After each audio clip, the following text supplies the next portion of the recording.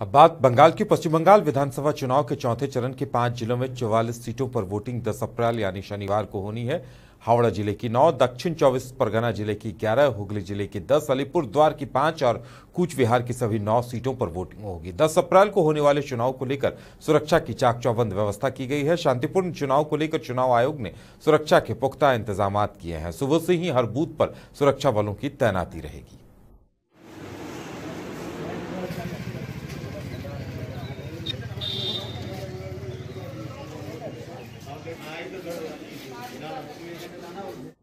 इन 10 सीटों के चुनाव के लिए ईवीएम मतदान अधिकारियों को सौंप दिए गए हैं। हुगली जिले में बीते 6 तारीख को 8 सीटों के लिए चुनाव हो चुका है और बाकी 10 सीटों पर 10 अप्रैल को चुनाव होने हैं।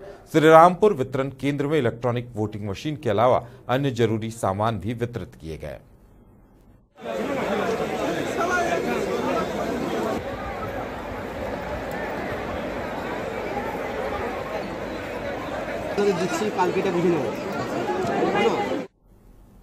आफ्ताब, अब कुछ ही घंटों का वक्त बचा हुआ है। बंगाल में चौथे चरण के चुनाव में क्या कुछ अपडेट सामने आ रहे हैं? क्या कुछ तैयारियां दिखाई दे रही हैं? नहीं, बिल्कुल। देखिए, चौथे चरण के इलेक्शन में कुछ ही घंटे बचे हैं। इनमें कई दिग्गज हैं, उनके भाग का फैसला होगा। इसमें 5 जिले हैं, 44 विधानसभा क्षेत्र हैं और कह सकते हैं कि बहुत ऐसे सांसद हैं, केंद्रीय मंत्री हैं, वो भी चुनाव लड़ रहे हैं इस बार विधानसभा के इलेक्शन में। और बड़ी खबर, सबसे पहले आपको कोरोना से अपडेट करा दूं। सबसे पहले बड़ी खबर आ रही है कोलकाता से कि 3648 कोरोना के नए मरीज सामने आए हैं। पूरे पश्चिम बंगाल में 8 लोगों की मौत हो चुकी है कोरोना से आज, और 1000 जो है कि मरीज सिर्फ कोलकाता से पाए गए हैं। यह अपने आप में बहुत बड़ी बात है। और बड़ी खबर यह भी है कि मुख्यमंत्री के जो ओएसडी हैं अशोक चक्रवर्ती को आयोग ने हटा दिया है। उन पर आरोप यह है कि जो ममता बनर्जी के साथ घटना घटी है नंदीग्राम में, जो घायल हुई है, उसमें वो खास तौर पर जिम्मेदार हैं। इसे लेकर चुनाव आयोग ने बड़ी कार्रवाई की है। ये एक बता दूं कि ममता बनर्जी ने साफ तौर पे कहा है कि उनकी हत्या हो सकती है। खुद उन्होंने मंच पे कहा, संबोधित करते हुए, कि भारतीय जनता पार्टी के खिलाफ में जिस तरीके से वो बयानबाजी कर रही हैं, प्रधानमंत्री का जवाब दे रही हैं, उससे उनकी जान को डर है। और उन्होंने इस बात का इजहार, खुलासा खुद ही मंच से किया है। तो अपने आप में कह सकते हैं कि बहुत बड़ी बात है। और ये खबरों के साथ आपको बता दें कि जिस तरीके से चौथे चरण की मतदान की तैयारी इलेक्शन कमीशन ने मुकम्मल तरीके से कर ली है। और हम बात करेंगे विस्तार से हमारे साथ बातचीत करने के लिए। सबसे पहले रवि मिश्रा को हम गुजारिश करेंगे कि आप आइए और बताइए कि किस तरीके से चुनाव आयोग ने तैयारी की है। मुकम्मल तैयारी है। रवि मिश्रा जी हमारे साथ जुड़ेंगे। रवि, आप बताइए कि जिस तरीके से आयोग ने तैयारी कर ली है और जिस तरीके से तैयारी है, क्या कुछ करना चाहिए आप? देखिए, आयोग ने पूरी तैयारियां कर ली है कल के चुनाव के लिए। मैंने जैसा कि आपको बताया था कि हर एक जिलों में जो इलेक्शन की चुनावी सामग्रियां हैं वो पहुंचा दी गई हैं। अभी से सीएपीएफ के जवानों ने रूट मार्च भी शुरू कर दिया है और हर एक थानों में के पुलिस अधिकारियों के साथ जो केंद्रीय बलों के जवान हैं वो लगातार संपर्क में हैं और सुरक्षा व्यवस्था पे चाक चौबंद नजर बनाए हुए हैं। इसके अलावा कल के चुनाव में कुल 83,000 जवान जो हैं वो चुनावी ड्यूटी पे रहेंगे ताकि कोई अप्रिय घटना कहीं ना घट सके। जो खासकर कह सकते हैं कि आज जो इलेक्शन, मतलब कहें कि सुबह कल 10 अप्रैल को जो इलेक्शन होने हैं 44 विधानसभा क्षेत्रों में, तो बहुत सारे ऐसे सीट हैं जो कह सकते हैं कि गंभीर मामला वहां हो सकता है।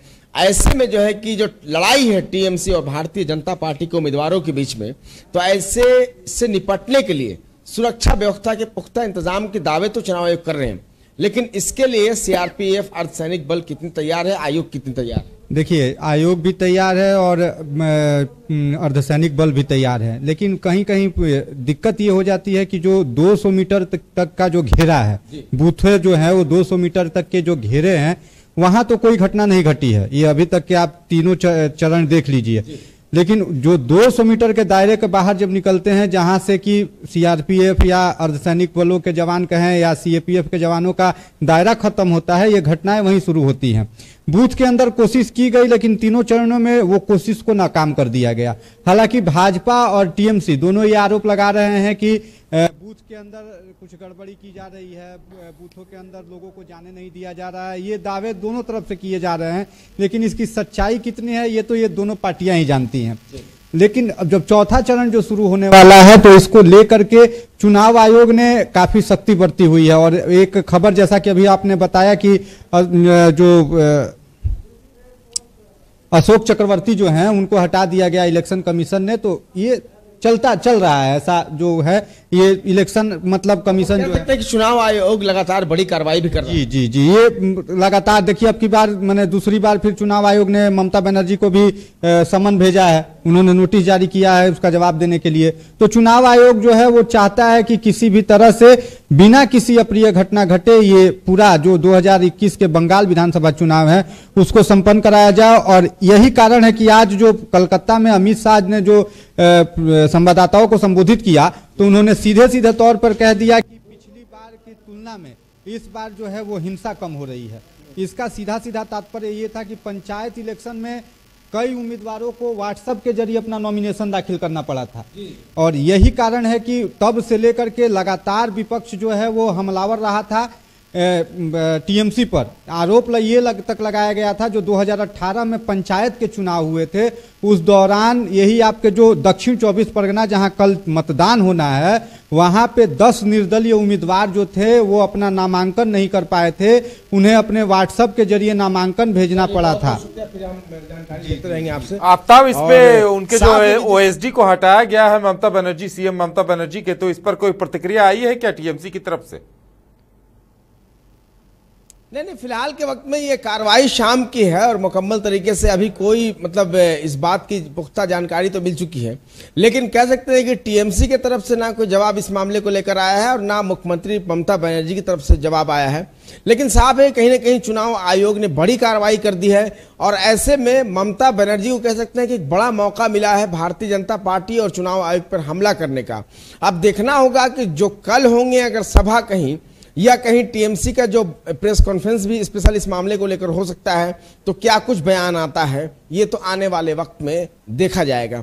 फिलहाल में हमारे साथ जुड़ेंगे दीपक भट्टाचार्य जी, जिनसे विश्लेषण करेंगे कि बहुत सारे उम्मीदवार ऐसे हैं जो कभी टीएमसी में हुआ करते थे, आज भारतीय जनता पार्टी के उम्मीदवार हैं और चौथे चरण में किस तरीके से जो तैयारी है खासकर इलेक्शन कमीशन की, लेकिन कहीं ना कहीं जो मामला गंभीर है, बहुत सारे ऐसे सीट हैं जिनकी जो बड़े मतलब कहे कि दिग्गज चेहरे हैं उनके किस्मत दाव पर लगेंगे। विस्तार से हम समझने की कोशिश करेंगे। दीपक जी, सबसे पहले ये बताइए कि बहुत सारे ऐसे सीट हैं जो 44 विधानसभा इलाकों में जब 10 अप्रैल को इलेक्शन होंगे वहाँ कौन कौन से उम्मीदवार हैं जो जिनका भाग का फैसला होना दिग्गज हैं, टक्कर जबरदस्त है, क्या कहेंगे? जी देखिए, हुगली से चुचुड़ा से बीजेपी ने अपना प्रत्याशी उतारा है जो सांसद रही हैं लॉकेट चटर्जी। उसके बाद दीनहाटा उत्तर बंगाल से निशित प्रामाणिक हैं जो सांसद हैं। इधर बाबुल सुप्रियो को टालीगंज से उतारा है, वो भी केंद्रीय मंत्री और सांसद है। और उधर आपके जो राजीव बनर्जी जो टीएमसी के मंत्री थे और बीजेपी में आने के बाद उनको भी डोमजोर से उतारा है। उधर पूर्व मेयर हावड़ा कॉरपोरेशन के पूर्व मेयर रतन चक्रवर्ती भी अपने चुनावी मैदान में है। वैशाली डालमिया बाली से बीजेपी ने इस बार उतारा है, वो टीएमसी की विधायक हुआ करती थी। और इनके अगस्त में जैसे मान के चलिए टीएमसी के ही अरूप विश्वास, अरूप राय ये मंत्री रहे हैं और कई ऐसे मंत्री और नेता हैं। इसके अलावा आपके अभिनेत्रियां भी हैं इसमें जो सीधी सीधी अभिनेत्रियों की टक्कर चल रही है, जैसे सोनापुर दक्षिण से लवली मोहित्रा और आपकी अगस्त में अंजना बासु। इस तरीके से काफ़ी है, इनकी लंबी सूची है। जैसे रविंद्रनाथ भट्टाचार्य सिंगूर से हैं और प्रवीण घोषाल हैं जो उत्तरपाड़ा से लड़ रहे हैं। इस तरीके से इनकी फहरिस्त बड़ी लंबी है और इसीलिए साख की लड़ाई यही है दोनों पक्षों में, क्योंकि टीएमसी के लिए इसलिए साख की लड़ाई है कि जो लोग टीएमसी छोड़कर बीजेपी में गए हैं, जैसे टीएमसी का कहना है कि लालच में गए हैं या अपने आप को बचाने में गए हैं, मुकदमों से बचाने में गए हैं, तो उनको वो कैसे जीतते हैं, ये टीएमसी का कहना है। कैसे जीतते हैं ये देखा जाए। इधर उन्हीं कैंडिडेटों पर दांव खेलना जो टीएमसी से बीजेपी में आए हैं, उनको ऊपर दांव खेलना। बीजेपी ने जो दांव खेला है तो बीजेपी के लिए प्रतिष्ठा का प्रश्न है कि उसको किसी तरह उस सीटों को जीत के अपने पाली में करना। इसलिए दोनों पार्टियों के लिए ये एक नाक की बात बनी हुई है, दोनों की साख प्रतिष्ठा पे लगी हुई है कल वाले चुनाव में। एक बात कह सकते हैं ना कि कल तीसरे चरण के चुनाव मुकम्मल हो गए, अब 10 अप्रैल को चौथे चरण के इलेक्शन होंगे, तो ऐसे में कह सकते हैं ना कि ये भी जो 10 अप्रैल का इलेक्शन है ये भी राज्य सरकार को बनाने में अहम भूमिका निभाने के लिए तय कर सकता है कि आखिर वो तो 2 मई को क्लियर होगा कि सरकार किसकी बनेगी, लेकिन कहीं ना कहीं किसकी सरकार बनेगी ये ईवीएम मशीन में बंद तो जरूर हो जाएंगे, इसकी अहम भूमिका होगी इस चरण की। ना देखिए, अहम भूमिका तो फर्स्ट चरण से शुरू हो गया था, क्योंकि हम लोग जो मानते हैं या सबका जो विश्लेषण है, जो कहना है, लोगों का भी मानना है कि चुनाव में जो साइलेंट वोटर होता है उनकी अहम भूमिका रहती है। देखिए, जो वोटर खुला हुआ है, सामने खुल के बोल रहा है, वो तो मान के चलिए किसी ना किसी पार्टी को बिलोंग करता है, लेकिन जो वोटर, खासकर महिला वोटर, इस बार का जो जैसे वोट प्रतिशत बढ़ रहा है तो उसका सीधा सीधा जा रहा है महिला को क्रेडिट, इसका श्रेय महिलाओं को जा रहा है और युवा वोटरों को भी जा रहा है। और इस बार निर्भीक होकर, क्योंकि इसमें चुनाव आयोग की भी बहुत अहम भूमिका है, क्योंकि सुरक्षा के इतने पुख्ता बंदोबस्त करे गए हैं, इसलिए वोटर घर से बाहर निकल रहा है, वोट दे रहा है, वोट जा रहा, जब वोट मतपेटी में वोट बंद हो रहा है जाके, तो और वो भी साइलेंट वोटर जो महिलाएं हैं, युवा हैं, तो उनकी अहम भूमिका रही है। निर्णायक भूमिका तो महिला वोटरों की रही है, और ये 2 मई को इसका खुलासा भी हो जाएगा कि ये साइलेंट वोटर और खासकर महिला वोट किस पाली में गया, क्योंकि दोनों पार्टियां महिलाओं के विकास के लिए, महिलाओं के लिए ये योजनाएं इन्होंने दोनों ने घोषणा करी है, दोनों वादे करते रहे, दावे करते रहे कि हम जीतेंगे, महिलाओं के लिए परिवहन में फ्री यात्रा होगी, महिलाओं को पैसा मिलेगा, टीएमसी की तरफ से भत्ता दिया जा रहा है, घर की महिलाओं को 500 रुपये, 1000 रुपये उनका मासिक खर्चे के हिसाब से उनको गवर्नमेंट की ओर से दिया जाएगा। तो महिलाओं के तरह तरह की महिलाओं की योजनाओं के लिए दोनों पार्टियों ने दावे करे हैं, सरकार बनने पर उनको निभाने के भी दावे करे गए, लेकिन वही साइलेंट वोटर किस वादों को, किस पार्टी के वादों को अपने लिए वो लोग उचित महफूज समझे, तो वो तो 2 मई को सब पता लगेगा। चलिए, एक सवाल है कि चुनाव आयोग ने साफ तौर पे कहा है कि मतलब आज रात से ही, कल इलेक्शन जिस जिन इलाकों में है, जो दागी लोग हैं उनकी फहरिस्त तैयार है, उनसे रात में गिरफ्तारी भी की जाएगी, और बहुत सारे जो है कि लिस्ट के जो खुलासा हुआ है उसमें बहुत सारे उम्मीदवार दागी भी हैं, बहुत सारे मामले भी उन पर दर्ज हैं। तो ऐसे में आप कह सकते हैं ना कि मतलब चुनाव आयोग के लिए कल का इलेक्शन जो है कि बहुत चैलेंजिंग होगा।